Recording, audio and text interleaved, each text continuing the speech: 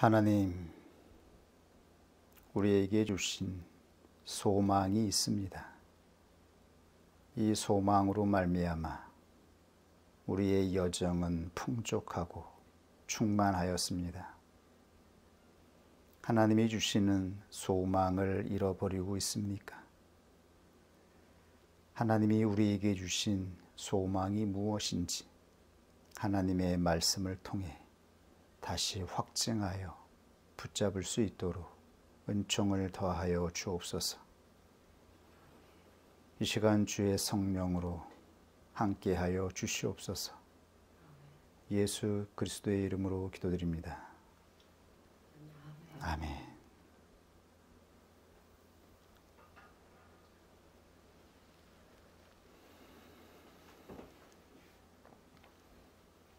오늘 하늘교회의 이상에 대해 마지막으로 증거하도록 하겠습니다. 성령께서 하늘교회의 이상에 대하여 방대하게 조명해 주십니다. 이 놀라운 말씀이 오늘 이 시간에 다 담을 수 있을 수 있는 내용은 아니지만 이 내용이 효과적으로 우리들에게 증거될 수 있도록 성령께서 함께하여 주시기를 원합니다. 오늘 우리가 계시된 하나님의 말씀을 통해서 확증할 내용은 보좌와 내 생물의 정체에 관한 것입니다. 이것은 우리가 바라보는 소망에 관한 것입니다. 우리 안에 있었던 소망의 정체가 무엇이었는지, 그리고 우리는 왜 침잠하여 있는지, 그 모든 진실이, 실상이 이 말씀의 내용에 담겨져 있습니다. 오늘 하나님이 주시는 말씀으로 하나님의 소망으로 다시 나아가는 교회가 되기를 원합니다. 에스겔 선지자에게 주신 이상을 통해 차근차근 확인해 볼까요? 에스겔서 1장 1절에 보면 제30년 4월 5일에 내가 그발 강가 사로잡힌 자 중에 있더니 하늘이 열리며 하나님의 이상을 내게 보이시니. 지금 에스겔에게 하나님의 이상이 계시되고 있습니다. 이 계시된 날짜를 제30년 4월 5일이라고 명시하고 있죠. 여기서 30년 4월 5일은 에스겔의 나이일 것이라고 추측하고 있습니다. 본래 이스라엘 사람들은 30세가 되어서야 제사장의 임무를 시작하게 되었습니다. 민수기 말씀에 보면 이스라엘 사람들은 30세부터 50세 때까지 제사장의 임무를 수행하게 됩니다. 그런데 그 당시에 에스겔에게는 성소가 없었습니다. 당대에 예언하였던 예레미야는 예루살렘에서 하나님의 이상을 예언하였고, 에스겔은 바벨론 사로잡힌 자 중에서 하나님의 말씀을 예언하였습니다. 본래 에스겔은 제사장으로 부름을 받았어야 했으나 성소가 없는 상황에서 하나님은 그를 선지자로 불러서 하나님의 이상을 예언하게 하신 것입니다. 그리고 그발 강가 사로잡힌 자 중에 있었다라고 하는 것은 바벨론에 사로잡혀 있었던 하나님의 백성들이 예배드릴 장소가 없어서 강가에서 예배드렸다라는 것을 나타냅니다. 이것이 성소를 잃어버린 자들의 실존입니다. 성소를 잃어버린 자들은 예배드릴 장소가 없어서 방황하며 방랑하는 처지가 되는 것이죠. 하나님의 은혜는 성소를 통하여 주어집니다. 모든 부르심을 입은 자들은 하나님의 성소로 부름을 받고 그 성소에서 흘러나오는 은혜로 인하여서 그의 영혼은 평안을 얻게 되어지고 그의 삶은 살아갈 힘을 얻게 되는 것이죠.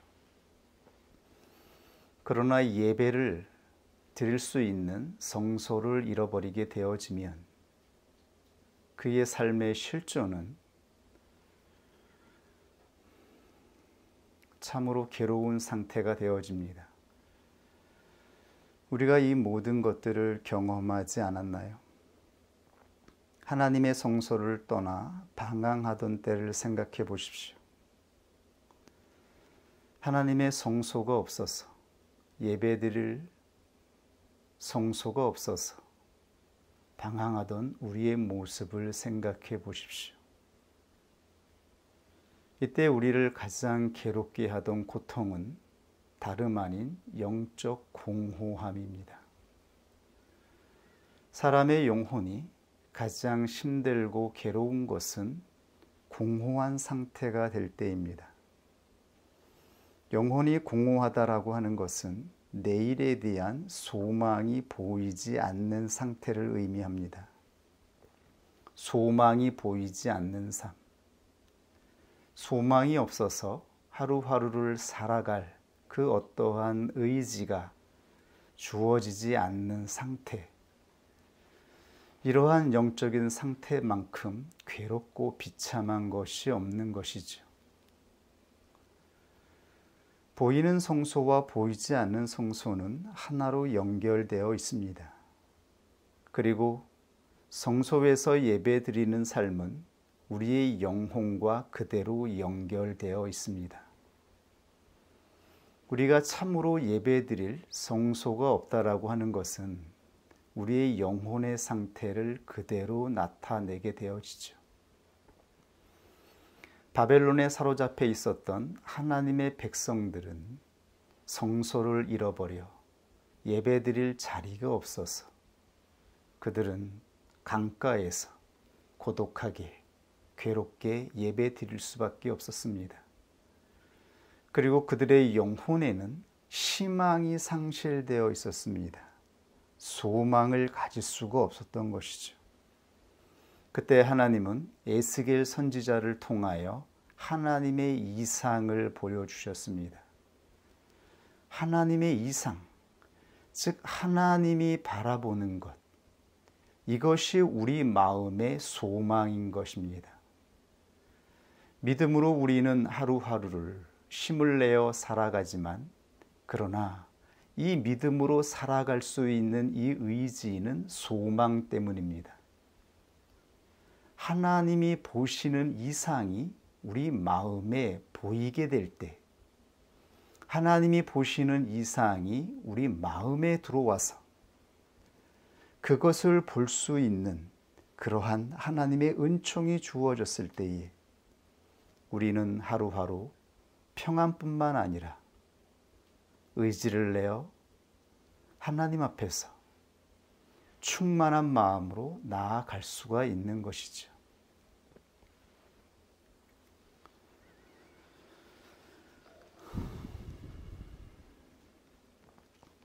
택함을 입은 자들은 먼저 교회로 부름을 받습니다.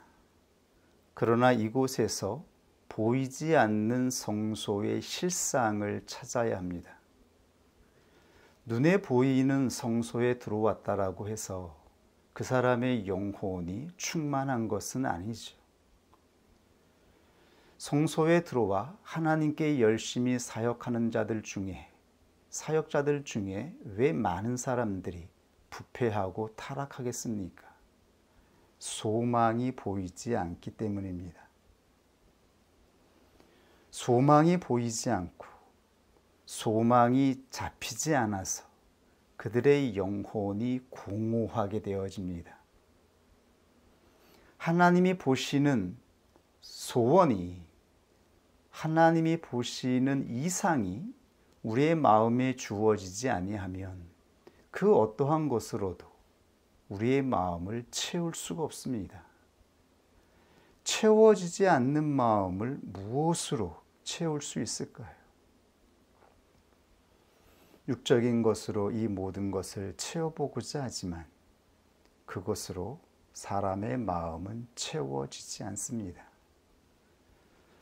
그래서 교회가 부패하고 타락해 갔던 것입니다. 우리가 지난 10년 동안 한결같은 마음으로 하나님 앞에 있을 수 있었던 것은 하나님이 주시는 소망, 하나님이 보시는 것을 우리 마음에 보게 하여 주셨기 때문입니다. 그런데 어느 순간 우리의 마음에 의문이 찾아오고 이 소망이 상실되는 경우가 발생합니다. 눈에 보이는 이 현실 속에서 더 이상 하나님이 보여주셨던 소망이 이루어질 수 없을 거라고 하는 그러한 좌절이 우리 마음에 찾아들게 되어집니다. 세례 요한조차 감옥에서 하나님이 보여주셨던 이상을 바라보며 그는 그 힘든 삶 속에서도 충만한 상태였지만 그러나 의문을 품게 되었지요. 과연 예수님이 하나님께서 자기에게 보여주셨던 그 메시아가 맞는가? 라는 그 의문에 그는 잠시 방황할 수밖에 없지 않았습니까? 혹시 우리의 마음에 그러한 방황이, 우리의 마음에 어떠한 상실감이 주어졌는지 모르겠습니다. 오늘 다시 하나님이 주시는 말씀으로 하나님이 주시는 소망을 붙잡았으면 좋겠습니다. 본론에 들어가기 전에 먼저 하나님의 이상, 즉 이상이라는 용어를 조금 더 살펴보고자 합니다. 몇 주간 이 용어를 계속 사용하고 있는데 이 용어에 대한 의미를 분명하게 알고 있는지 잠깐 생각이 들었습니다. 여기서 사용된 이상은 시브리어 마라흐, 이 마라흐는 라에서 유래된 말입니다.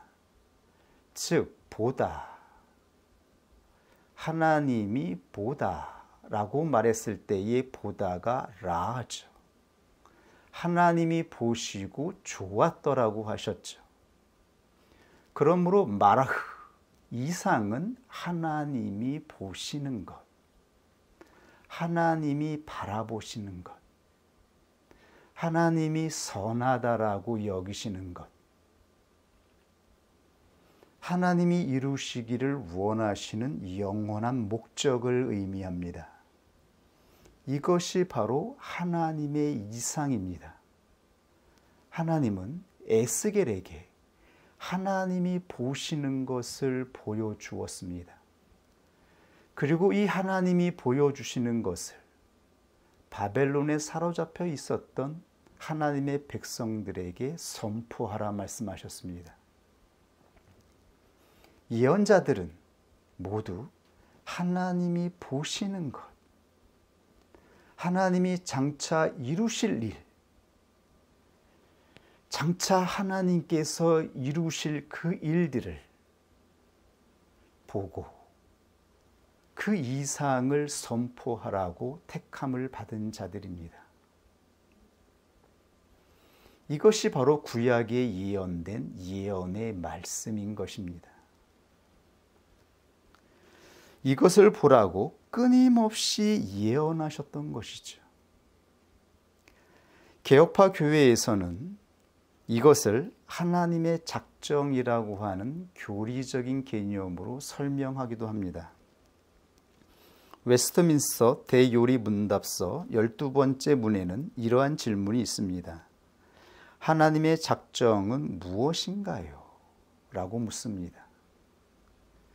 그에 대한 대답은 하나님의 작정이란 그의 뜻의 경륜에 속한 지혜롭고 자유로우며 거룩한 행위로서 이에 의해 그는 영원전에 자신의 영광을 위해 조만간 앞으로 일어날 모든 것, 장차 이루어질 모든 것, 이것이 바로 하나님이 보시는 것, 하나님의 이상에 관한 것입니다. 성경에는 하나님이 보시는 것이 기록된 것입니다. 계시는 하나님이 보시는 것을 기록한 것입니다. 이것을 영원한 작정이라고 하죠. 이 영원한 작정 중에 특히 천사와 인간에 대한 것을 불변하게 미리 정하셨다라고 되어 있습니다. 하나님의 작정 중에는 가장 중요한 핵심적인 것으로 천사와 사람에 관한 일이 예언되어 있습니다. 이것이 위대한 하나님의 작정입니다. 작정은 하나님께서 자기의 의지로 이를 이루시겠다라고 결정한 것, 법적으로 결정된 것을 의미합니다. 즉 하나님이 원하시는 것입니다. 하나님의 작정, 하나님의 가장 놀라운, 가장 위대한 작정이 무엇일까요? 그것은 하나님의 독생자 예수 그리스도를 통해서 존귀와 영광을 얻는 것입니다. 계시록 5장 13절에 모든 만물이 가로되 보좌에 앉으신 이와 어린 양에게 찬송과 존귀와 영광과 능력을 세세토록 돌릴지어다. 하나님이 보시는 이상은 바로 하나님의 독생자 예수 그리스도를 통하여 존귀와 영광을 얻으시는 것. 이것이 하나님이 말씀하시는 계시의 내용입니다.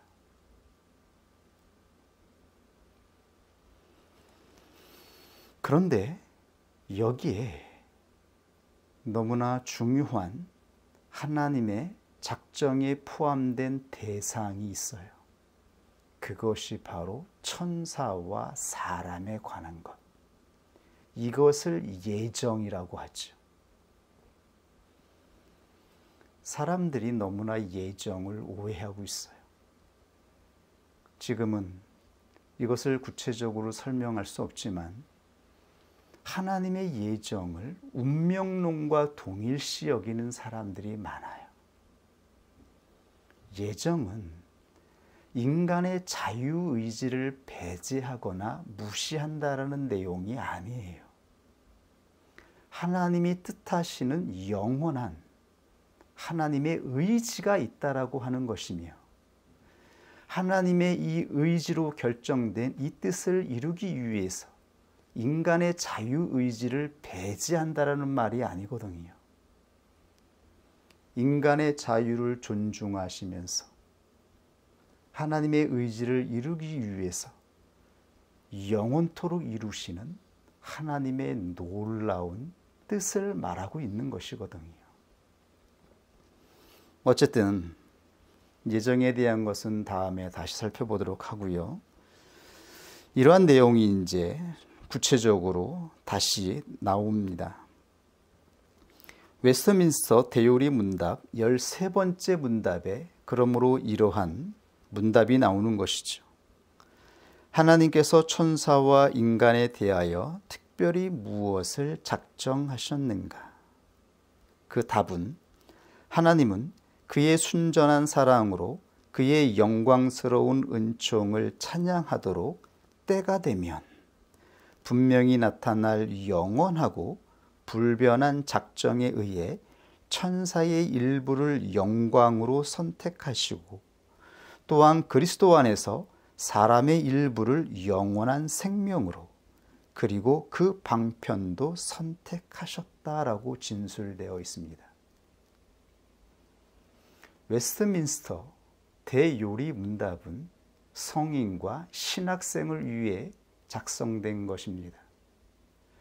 소요리 문답서가 있는데 이것은 어린이들, 청소년들과 초신자를 위한 것이죠. 이 요리 문답서가 작성된 때는 가장 기독교 역사 가운데 하나님의 진리의 성령이 역사하여 수많은 진리의 교사들이 깨어나 하나님의 말씀을 성령의 충명으로 증거하던 때입니다. 그때 가장 위대한 하나님에 대한 진술들이, 하나님의 뜻에 대한 내용들이 작성되었습니다. 웨스트민스터 대유리 문답서도 그 중에 하나이죠. 성경에 진술된 내용들을 교리적으로, 체계적으로 설명한 것입니다. 하나님의 작정은 하나님이 보시는 이상에 관한 것입니다. 하나님께서 예언자들을 통해서 선포케 하셨던 모든 하나님의 예언은 하나님의 작정에 관한 것입니다. 그런데 하나님이 보시는 이상 중에 천사와 사람에 관한 이상이 계시되었습니다. 하나님의 영원한 목적 중에 예수 그리스도를 통해서 나타날 존귀와 찬송과 영광이 나타나는 그 마지막 성취에 사람과 천사가 함께 작정되었어요. 사람과 천사를 향한 이상은 하나님의 목적의 일부요 부분으로 포함되었습니다. 그런데 이 부분, 일부라는 말은 작은 것이라는 말이 아니에요. 하나님의 목적의 일부이기에 이거는 한편으로 하나님의 목적 자체가 되어져요. 하나님이 이 땅에 창조하신 사람은 하나님이 보시는 이상의 자체가 되어지는 거예요. 이것이 이루어질 때에 하나님께서 영원전에 뜻하신 하나님의 놀라운 뜻이 성취가 됩니다. 그것이 무엇일까요? 사람과 천사를 통해서 하나님께서 목적하셨던 이 놀라운 뜻이 무엇일까요? 이 말은요, 교회의 이상이 성취되지 아니하면 하나님의 이 영광스러운 목적도 성취되지 않는다라는 것을 의미하고 있습니다.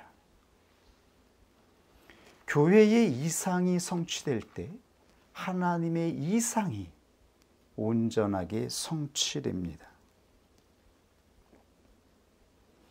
그런데 사람이 하나님이 보는 것, 하나님이 보시는 실상을 보기 위해서는 반드시 거듭나야 합니다.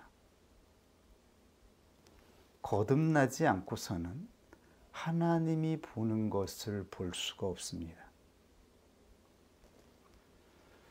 많은 신자들이 우리 교회를 통해서 증거되는 말씀들이 조금 어렵다라고 느껴지는 모습을 볼 수가 있어요. 우리에게 증거되는 이 말씀이 왜 어렵게 느껴질까요?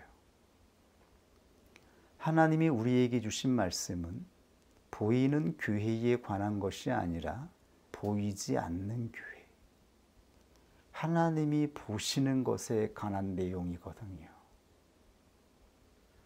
이것은 하나님께서 거듭나게 하실 때 하나님의 진리의 영으로 깨어나게 되어질 때에 비로소 보이는 것입니다.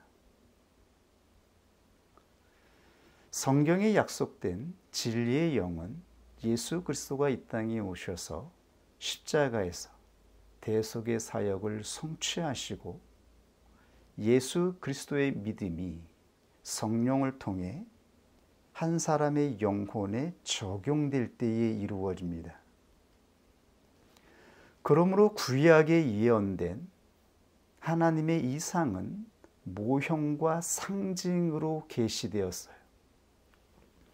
구약의 백성들은 거듭난 자들이 보게 되어지는 보이지 않는 교회의 실상을 볼 수가 없었습니다. 그러므로 상징으로 계시되었던 것입니다. 이것을 계속 반복해서 확인하는 이유는 하나님이 보기를 원하시는 것은 외적인 모양이나 형태가 아니에요. 예수 그리스도를 통하여, 예수 그리스도가 주신 믿음을 통하여 성령으로 거듭나는 자들은 보이는 교회가 아니라 보이지 않는 교회를 보아야 합니다. 이것이 하나님이 보시는 이상이거든요.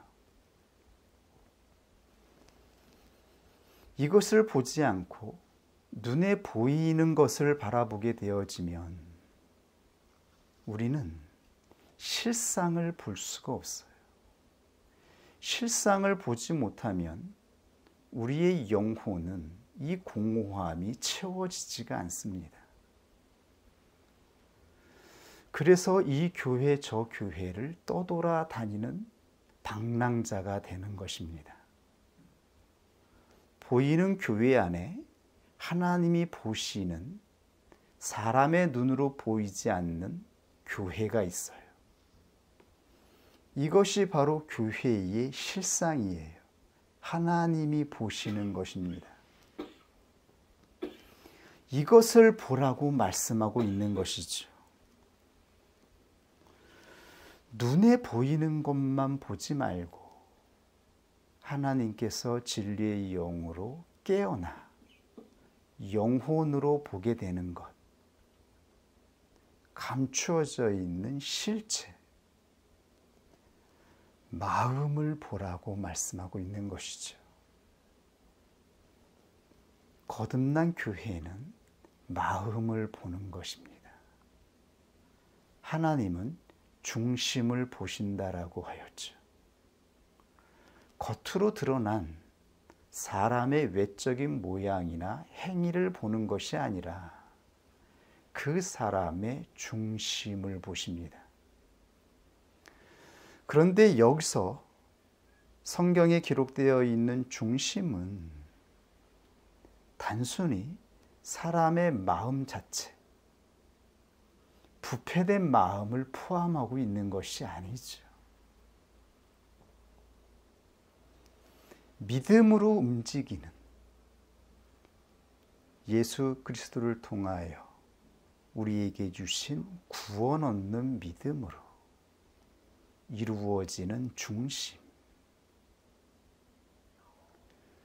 그 믿음으로 이루어지는 마음의 품질들, 믿음으로 요동하지 않고 우리 안에서 작용하는 육체의 작용들을 다스리고 잠잠히 하나님 앞에 부복하여 하나님이 임하실 수 있는 바로 교회, 보이지 않는 교회로 세워지는 마음을 보라고 말씀하시는 것입니다.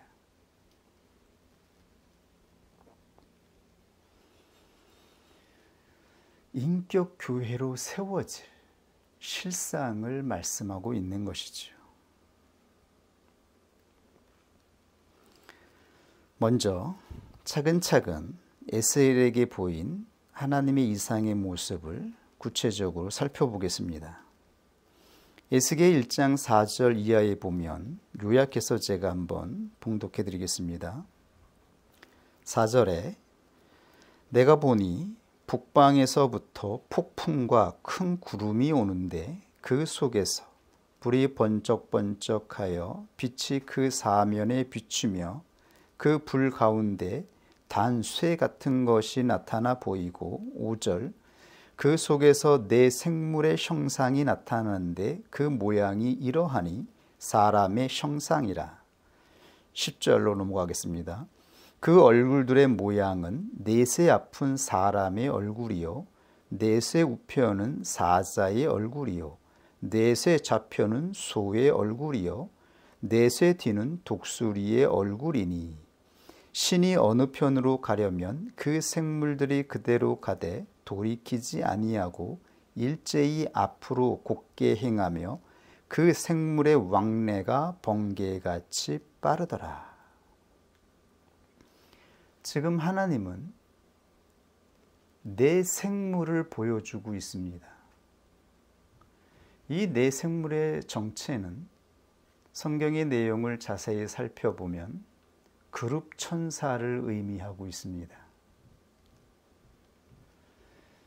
에스겔서에 예언된 그룹 천사의 임무는 하나님의 보좌를 수호하고 움직이는 것이었습니다.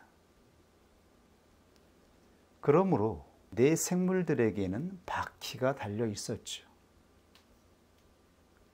이것은 당대에 지상의 왕들이 이동할 때에 말이 끄는 병거를 탔던 것처럼 하나님이 이 지상의 세계를 움직이실 때에 그 병거가 바로 네 생물, 천사들이라고 하는 것을 말씀하고 있는 것이었습니다. 하나님은 천사들을 통해서 천사들이 수호하는 보호자를 통하여 임재하시고 움직인다라고 하는 것을 보여주고 있습니다. 그러므로 시편 18편 9절에서 10절에 이렇게 증거되어 있습니다. 저가 또 하늘을 들이우고 강림하시니 그 발 아래에는 어두캄캄하더라. 구룹을 타고 나르시며 바람 날개로 높이 뜨셨더라. 즉 에스겔서에 등장한 네 생물은 천사의 모양을 계시하고 있습니다. 그리고 천사들은 하나님의 보좌를 수호하는 자들이었습니다.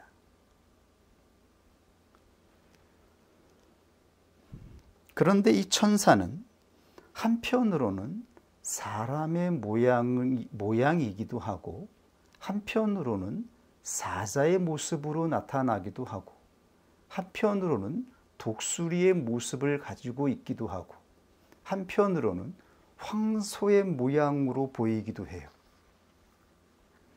이것이 의미하는 바가 무엇일까요? 사람은 인간 세계를 지배하는 자이죠. 독수리는 하늘 세계를 지배합니다. 사자는 지상의 동물 세계를 지배하는 자입니다. 황소는 가축 세계의 지배자를 의미하고 있습니다. 눈에 보이는 세계, 자연과 동물들과 인간 세계를 지배하는 것으로 상징되는 이 모양을 가진 자들의 임무는 바로 하나님의 보좌를 수호하는 것입니다. 하나님의 보좌를 섬기는 것입니다. 이것이 천사들의 임무였어요.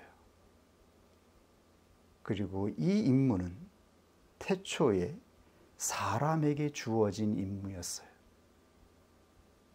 그러나 잠시 천사들이 이 임무를 수행하다가 예수 그리스도를 통하여 다시 교회에 이 임무가 주어졌습니다. 천사들이 행하던 이 임무는 교회의 임무였습니다. 이것은 우리들에게 아주 중요한 의미를 가지고 있습니다.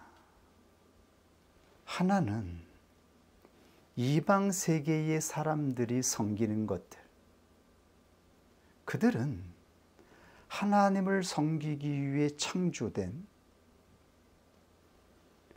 그러한 존재들, 천사, 짐승, 사람, 이러한 것을 하나님처럼 섬깁니다.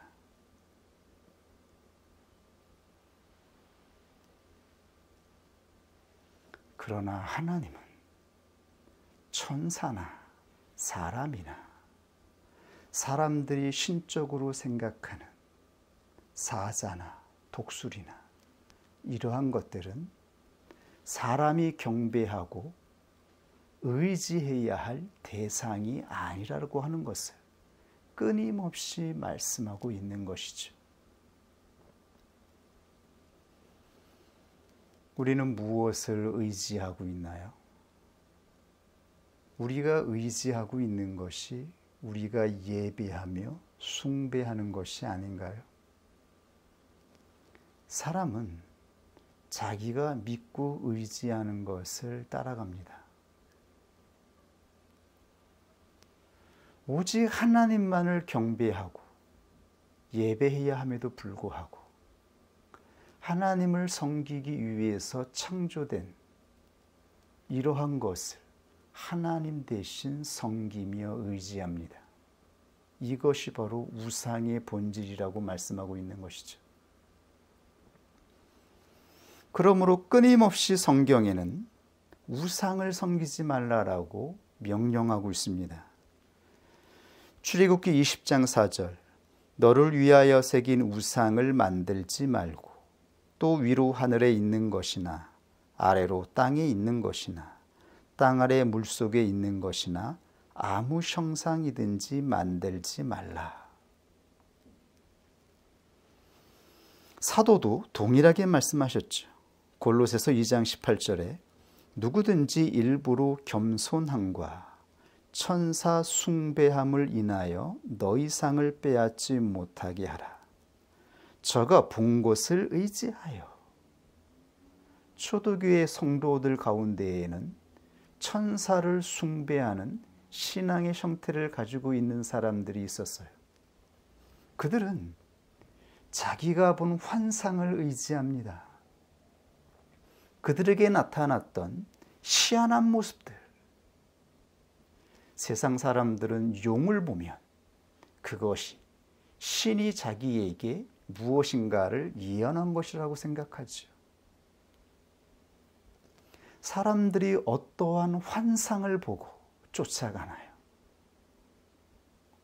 하나님을 믿는 그리스도인들 중에서도 붙잡지 말고 쫓아가지 말아야 할 허황된 모양을 붙잡는 사람들이 많이 있었어요.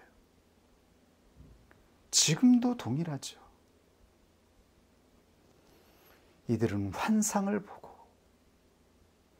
천사를 보기도 합니다.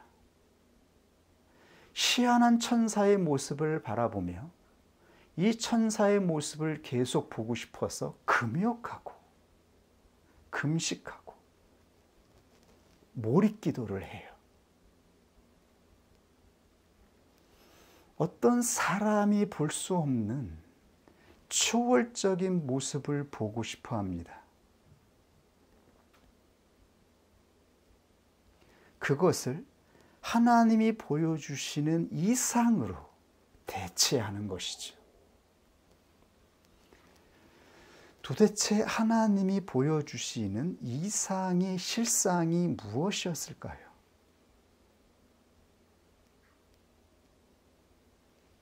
왜 하나님은 천사들을 이 네 생물의 모양으로 계시하셨을까요?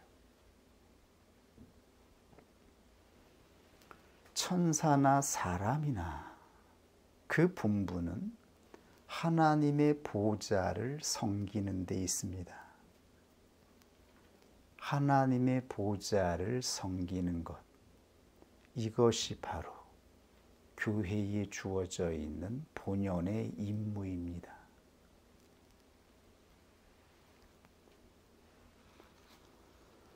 계속해서 한번 확인해 볼까요? 저가 본 것을 의지하여 그 육체의 마음을 쫓아 헛되이 과장하고 머리를 붙들지 아니하는지라. 예수 그리스도를 붙잡지 않는다라고 하는 것입니다.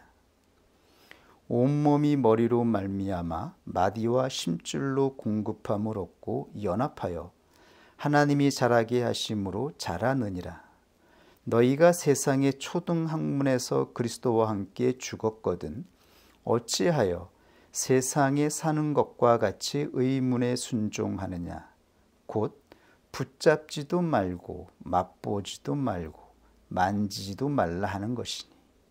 이거는 구약의 예법을 말하는 거예요. 이거는 먹으면 안 되고 부정한 것이니까 만지지 말고. 이것이 구약의 예법이었어요.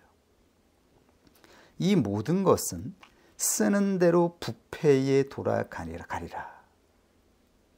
이것은 그냥 하나님이 창조하신 물질에 관한 것입니다. 여기에 어떤 신적인 권능이나 효과가 있는 게 아닌 거예요. 우리는 그렇게 신앙을 따라가는 자들이 아닙니다. 사람의 명과 가르침을 쫓느냐? 이런 것들은 자의적인 숭배와 이 허황된 숭배를 말하고 있는 것입니다. 겸손과 몸을 괴롭게 하는 데 지혜 있는 모양이나 오직 육체 쫓는 것을 금하는 데는 유익이 없느니라. 사람들은 천사와 같은 존재가 되어서 보이지 않는 신비한 것을 붙잡고 바라보며 나아가고 싶어 해요. 그러한 존재가 되어지면 우리 마음에 있는 육체의 정욕을 금할 수 있고 자유롭게 될 것이라고 생각하는 거예요. 그러나 이러한 것은 별로 유익이 되지 않는다라고 말씀하고 있어요. 육체의 정욕을 금하는 데에 도움이 되지 않습니다. 우상의 본질은 하나님이 아닌 것을 하나님인 것처럼 붙잡고 의지하는 데 있습니다. 우리는 오직 하나님 한 분만을 의지하는 때에 이 육체의 정욕으로부터 자유로워지고 하나님이 보시는 것으로 말미암아 우리의 영혼은 충만해지며 하루하루 하나님이 주시는 의지로 나아갈 수가 있습니다. 그러나 하나님이 보시는 것을 붙잡지 아니하면 우리 영적인 공허는 채워질 수가 없습니다. 채워지지 않는다라고 하는 것을 말씀하고 있습니다.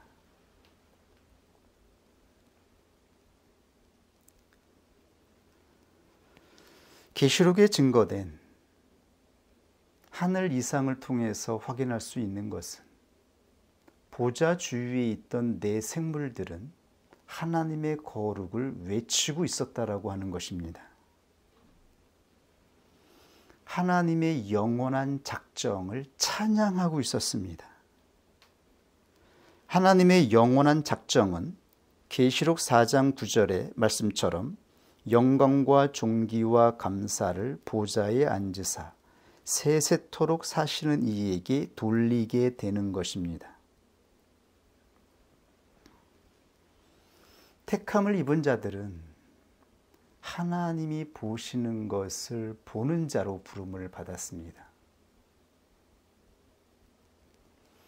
하나님이 보시는 것, 그 실상은 바로 예수 그리스도가 임하시는 보좌에 있습니다. 하늘 교회의 이상 중에 끊임없이 보좌가 등장하고 있어요. 여기서 우리는 중요한 부분을 깨닫게 됩니다. 하나님께서 우리에게 주신 거룩한 직무는 하나님을 지키는 게 아니었어요. 하나님의 거룩을 수호하는 게 아니었어요. 모든 능력이 하나님에게서 나오고 거룩이 하나님께 있는데 어떻게 연약하고 흠이 많은 우리가 하나님의 거룩을 수호하며 하나님을 지킨다라고 말할 수 있겠어요? 우리는 하나님의 힘을 의지하여 살아가는 자들이며 하나님에게서만 거룩의 영향을 받습니다. 그러면 교회의 직무가 무엇인가요? 교회는 하나님이 임하시는 보좌를 지키는 것입니다. 이것이 하나님이 말씀하시는 거였어요. 하나님은 기쁨으로 기꺼이 우리 가운데 임하길 원하셔요. 그러나 하나님이 우리 가운데 임하시기 위해서는 보좌가 예비되어야 합니다. 하나님은 더러운 곳에, 부정한 곳에, 부패된 곳에 임하지 않습니다. 하나님의 보좌는 하나님의 주권적인 통치가 이루어지는 자리이며 하나님께서 이 세상의 왕으로 임하시는 자리예요. 그곳은 가장 구별되고 가장 깨끗하며 가장 순결하게 구별되어 있어야 돼요.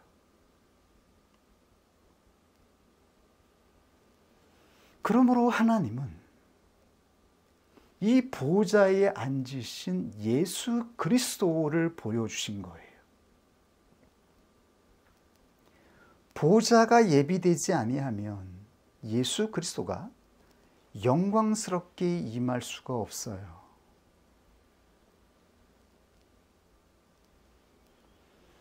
천사가 하나님이 이동하시는 보좌를 운반한 것처럼 이제 교회는 우리의 하나님이신 예수 그리스도가 임하시는 보좌를 지키고 수고하는 자로 택함을 입었습니다.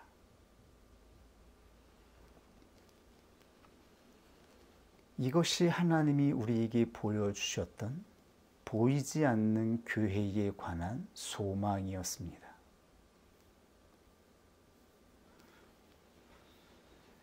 이 실상을 잘 알지 못했을 수도 있어요. 그러나 우리의 마음을 살아나게 하고 충만하게 하였던 이상, 즉 소망은 보이지 않는 교회에 관한 소망이었습니다. 이것이 하나님이 보시는 이상이었어요. 성경에 계시된 하나님의 뜻이었어요. 구약에 예언된 모든 예언자들의 말씀, 계시록에 선포된 모든 말씀들은 보좌에 앉으신 예수 그리스도의 모습을 나타내고 있습니다. 영광과 존귀를 얻기에 합당하신 예수 그리스도의 모습이 찬란하게 임하고 있습니다. 이 이상이 성취되기 위해서는 반드시 보좌가 예비되어야 합니다. 이 보좌는 보이지 않는 교회에 성취됩니다. 보이는 교회에 성취되는 것이 아니죠.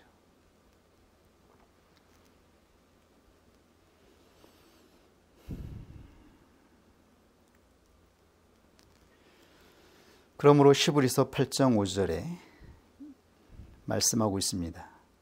저희가 섬기는 것은 하늘에 있는 것의 모형과 그림자라. 모세가 장막을 지으려 할 때에 지시하심을 얻은과 같으니 가라사대 산과 모든 것을 산에서 내게 보이던 본을 쫓아 지으라 하셨느니라. 구약에 지어진 성막은 모형입니다. 하나의 그림자와 같습니다. 그런데 성막을 통하여 우리에게 보여주신 성소는 성소와 지성소로 구분됩니다. 시브리서 9장 1절 이하에 보면 이렇게 증거되어 있습니다. 첫 언약에도 섬기는 예법과 세상에 속한 성소가 있더라. 구약에 세워진 장막을 말씀하고 있는 거예요. 왜 세상에 속한 성소라고 말하였는가 하면 구약에 세워진 성막은 사람의 손으로 만들어졌기 때문입니다. 물론 하늘 교회의 이상을 보고 그대로 모양을 본떴지만 이것은 사람의 손으로 만든 것입니다. 그러므로 이 예법과 세상에 속한 성소가 있더라 이렇게 말씀하신 거예요.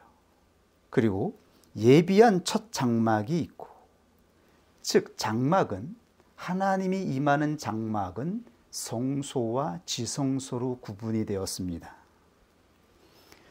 첫 장막이 있고 그 안에 등대와 상과 진설병이 있으니 이는 성소라 일컫고, 또 둘째 휘장대에 있는 장막을 지성소라 일컫나니 금양로와 사면을 금으로 싼 언약궤가 있고 그 안에 만나를 담은 금 항아리와 아론의 쌍난 지팡이와 언약의 비석들이 있고 그 위에 속죄서를 덮은 영광의 그룹들이 있으니 이것들에 관하여는 이제 낱낱이 말할 수 없느라. 이 모든 것을 이같이 예비하였으니 제사장들이 항상 첫 장막에 들어가 섬기는 예를 행하고, 제사장은 하나님의 성소를 섬기는 자들입니다. 우리가 제사장으로 부름을 받았다라고 하는 것은 성소를 섬기는 자로 택함을 입었다라고 하는 것을 의미합니다. 우리는 제사장으로 부름을 받았어요. 이제 우리는 이 소명 가운데에 거하고 있어요. 우리는 예배를 보고 단지 자기의 유익을 위해 예배드리는 자가 아니에요.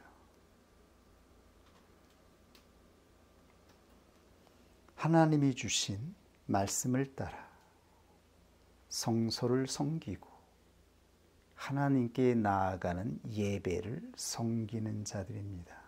이것이 제사장이에요. 이 의미를 우리가 묵상할 수 있었으면 좋겠습니다.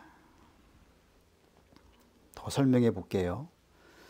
오직 둘째 장막은 대제사장이 홀로 1년 1차씩 들어가되 피 없이는 아니하나니 이 피는 자기와 백성의 허물을 위하여 드리는 것이라.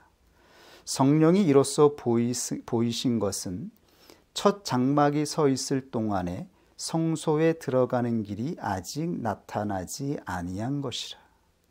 이 의미가 무슨 말입니까? 첫 장막이 있을 동안에는 성소, 여기서 성소는 지성소를 의미합니다. 지성소에 들어가는 길이 아직 나타나지 않았습니다. 제사장들은 임의로 하나님이 주신 예법을 따라 성소에서 일하고 움직이고 섬길 수가 있었어요. 그러나 지성소, 하나님의 보좌가 있는 지성소에 들어가는 길은 아직 열리지 않았어요. 그러므로 1년에 한 번씩 대제사장이 특별한 날에 피를 가지고 지성소에 들어간 것이죠. 그러므로 제사장들에게 지성소에 들어가는 길이 열리지 않았다라고 말하는 것입니다. 하나님의 백성들이 지성소에 어떻게 들어가는지 알 수가 없었습니다. 그 들어가는 길이 아직 성취되지 않았기 때문입니다. 이 장막은 현재까지의 비유니 이에 의지하여 드리는 예물과 제사가 섬기는 자로 그 양심상으로 온전케 할 수 없나니, 이런 것은 먹고 마시는 것과 여러 가지 씻는 것과 함께 육체의 예법만 되어 개혁할 때까지 맡겨둔 것이니라. 염소와 송아지의 피로 아니하고 오직 자기 피로 영원한 속죄를 이루사 단번에 성소에 들어가셨느니라.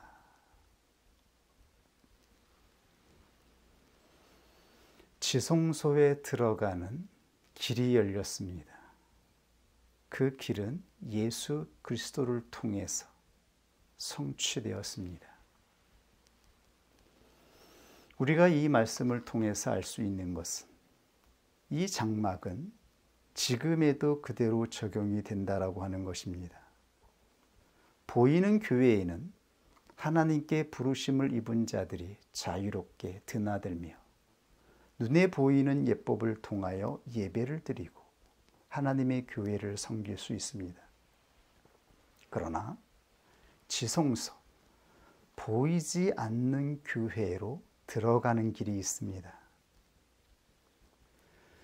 보이지 않는 교회로 들어가는 이 길은 오직 예수 그리스도를 구원 얻는 믿음으로 영접하여 영혼이 깨어나 진리의 성령으로 조명이 될 때에만 보이는 것입니다.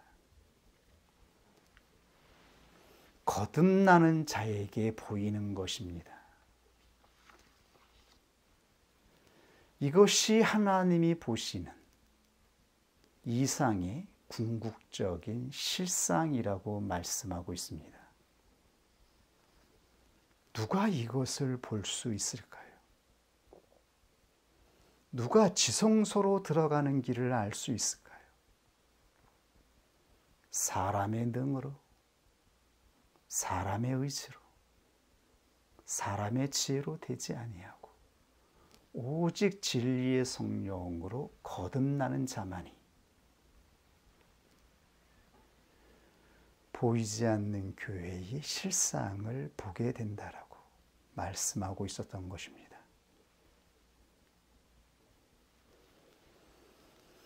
구약에 증거된 성막은 모형과 그림자입니다. 이것이 예수 그리스도를 통하여 성취되었습니다. 예수 그리스도를 통해서 성취된 이 놀라운 실상은 또다시 성령을 통하여 영혼이 깨어난 자에게만 보이는 것입니다.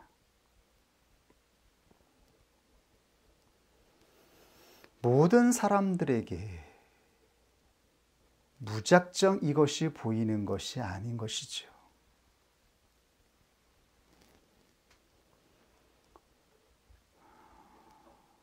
하나님의 부르심을 입은 자들은 교회로 부름을 받습니다. 보이는 교회 안에서 은혜를 입고 평안을 누리며 살아갑니다. 왜냐하면 보좌에서 흘러내려오는 하나님의 은총이 교회 안에 임하고 있기 때문입니다. 이 은총을 작다라고 말할 수 있을까요? 결코 작은 것이 아니죠. 그러나 보이지 않는 교회, 하나님이 보시는 이상을 보지 못하면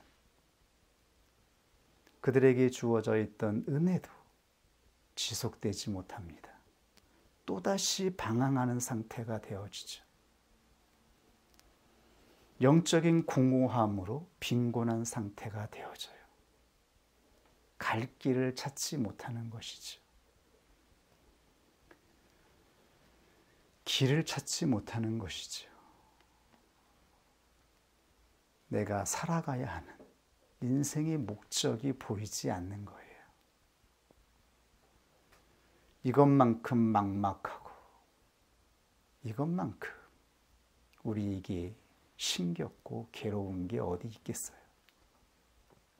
어떻게 살아야 할지, 어떻게 하루하루를 살아가야 하는지 도무지 의지가 생기질 않아요. 그때 우리의 모습은 세상 사람만도 못하게 되는 것이죠. 교회에서 흘러나오는 은혜로 인하여서 충만하게 기쁨으로 살아갔던 그 짧은 순간이 우리의 가슴에서 추억으로 남아있을 뿐이 되는 것이죠. 그러나 보이지 않는 교회, 하나님이 보시는 이상을 보게 될 때에 우리는 하루하루를 믿음으로 소망을 가지고 나아갈 수 있게 되어집니다. 지치지 않게 되어져요. 쇠하지 않게 되어져요. 낭망하지 않게 되어져요. 절망하지 않게 되어져요. 끊임없이 다시 일어나서 다시 나아갈 의지가 생겨요. 그 소망이 우리들에게 주어졌다라고 저는 믿어요. 그 소망으로 우리는 좁은 길을, 어려운 길을 하나님이 주시는 그 은혜로 인하여서 넘치는 마음으로 10년이 하루처럼 지나왔어요. 원수 마귀가 이 소망을 빼앗아 가려고 끊임없이 역사했습니다.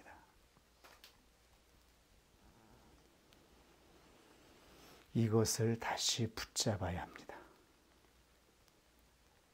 이것은 하나님이 우리에게 주신 이상이었어요. 하나님이 주신 소망이었습니다.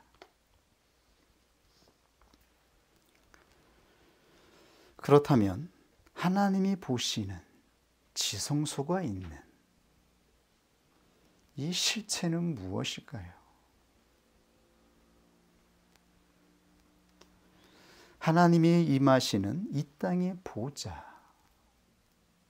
속죄소의 실체가 완성되었습니다. 예수 그리스도는 십자가에서 자신의 피로 모든 사람들의 죄를 사하시고 새 사람을 창조하셨습니다. 그렇다면 새 사람의 본질이 무엇인가요? 새 사람의 본질은 새 마음입니다. 새 마음은 하나님이 보시는 깨끗한 마음이며 순결한 마음이며 수정과 같은 유리바다 같은 마음입니다. 그렇다면 무엇으로 이 새 마음이 성취되는 것일까요? 히브리서 9장 14절에 보면 하물며 영원한 성령을 힘입어 자기들을 흠없는 제물로 삼아 하나님께 바치신 그리스도의 피야말로 더욱더 우리들의 양심을 깨끗하게 해서 우리로 하여금 죽은 행실에서 떠나서 살아계신 하나님을 섬기게 하지 않겠습니까? 구약의 예법, 그들이 잡았던 짐승들의 피로 사람의 마음을 깨끗하게 할 수 있었습니까? 그것으로 하나님이 임하시는 보좌가 성취될 수 있었습니까? 그것은 모형과 그림자라고 말씀하셨어요. 그 실상은 바로 예수 그리스도의 피라고 말씀하셨어요. 예수 그리스도의 피가 사람의 예법으로, 사람의 행위로 할 수 없었던 이 사람의 마음을 깨끗하게 하는 이 일을 이루신다라고 하는 말입니다. 그러므로 예수 그리스도의 피는 흔히 사람들이 죽음을 상징한다라고만 이해하는 것 같아요. 그러나 예수 그리스도의 피는 단순히 죽음만을 의미하는 것이 아니라 생명을 의미합니다. 예수 그리스도의 피는 예수 그리스도의 생명을 상징하고 있습니다. 그렇다면 예수 그리스도의 생명을 상징하는 이 피의 실제가 무엇일까요? 진짜 우리의 마음을 깨끗하게 하는 실제가 있어야 되잖아요. 법적으로 칭의를 받았다라고 해서 우리의 마음의 상태가 진짜 깨끗해진 것이 아니잖아요. 그건 법적으로 그렇게 치는 것이죠.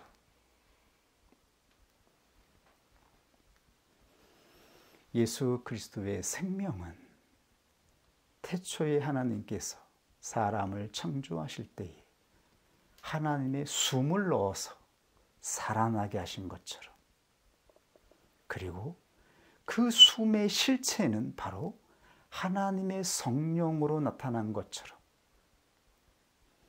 예수 그리스도의 생명이 우리 가운데에 적용될 때에 그 실제는 진리의 성령께서 실제로 우리 마음 안에서 임재하여 역사하는 것입니다. 그러므로 예수님이 부활하셔서 요한복음 20장 22절에 제자들에게 이렇게 말씀하셨죠. 저희를 향하여 숨을 내쉬며 가라사대 성령을 받으라.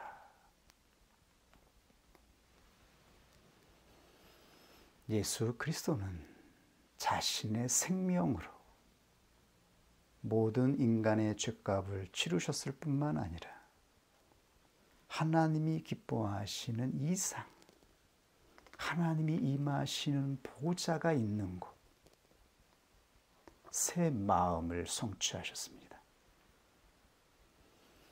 그리고 그 새 마음의 성취는 예수님이 우리에게 부어주신 성령으로, 진리의 성령으로 깨끗하게 하시는 마음입니다. 진리의 성령이 우리의 마음을 깨끗하게 사역하시고 우리의 마음을 순결하게 만드십니다. 이것이 바로 거듭난 자의 마음이라고 말씀하십니다.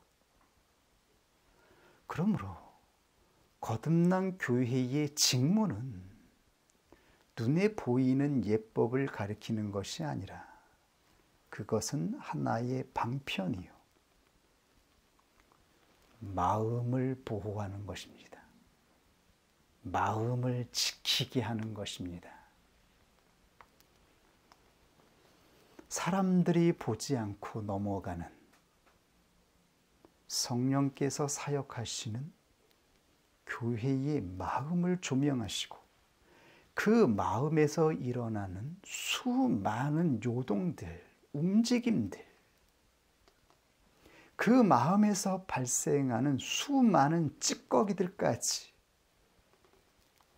조명하셔서 씻어내는 것입니다.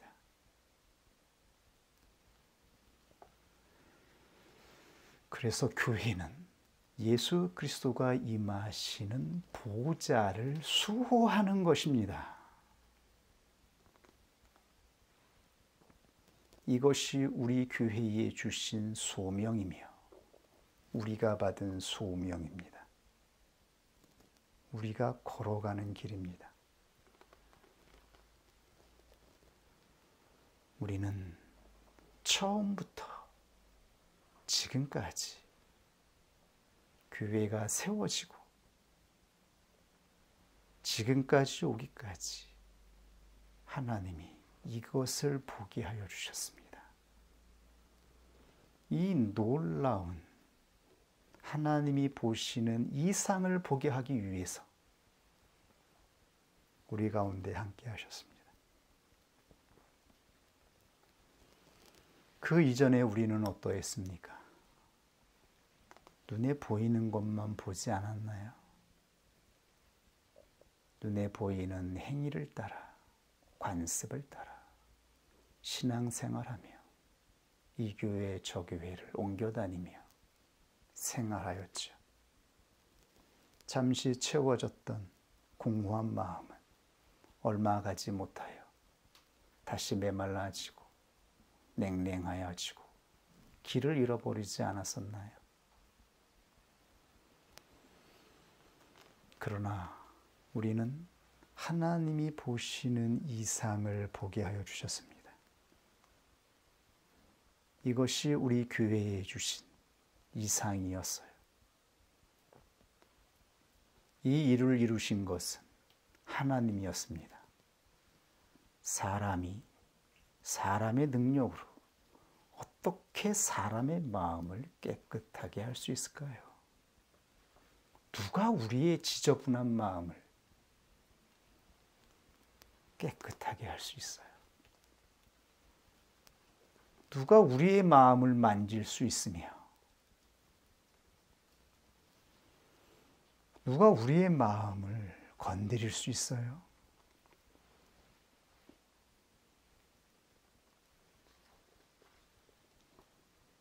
사람에게는 그러한 능력이 없습니다.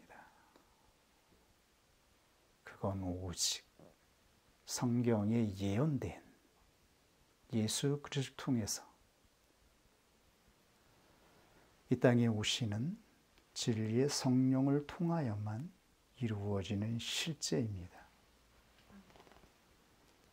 우리가 본 것은 참으로 위대한 것이었으며 놀라운 것이었으며 영광스러운 것이었습니다. 우리의 마음을 채운 것은 소망이었습니다. 그러므로 현실에 절망하거나 영향을 받거나 주저앉지 않았었습니다. 근데 어느 순간 우리가 의문에 처한 것은 사람이 보는 눈으로 나의 의지로 내 육신적인 소망으로 무엇인가를 붙잡아서예요. 하나님이 보여주신 것을 우리도 모르는 사이에 내 자신의 육체의 것으로 붙잡은 것입니다. 그러면 하나님이 보여주시는 놀라운 이상을 붙잡을 수가 없습니다. 하나님께서 이 말씀을 통해서 다시 우리에게 소망을 주시는 것 같습니다. 처음에 주셨던 그 소망, 믿음으로 끝까지 나아갈 수 있기를 원합니다. 교회는 보좌를 수고하는 것입니다. 마음으로 나아가는 길을 지키며 보존하는 것입니다.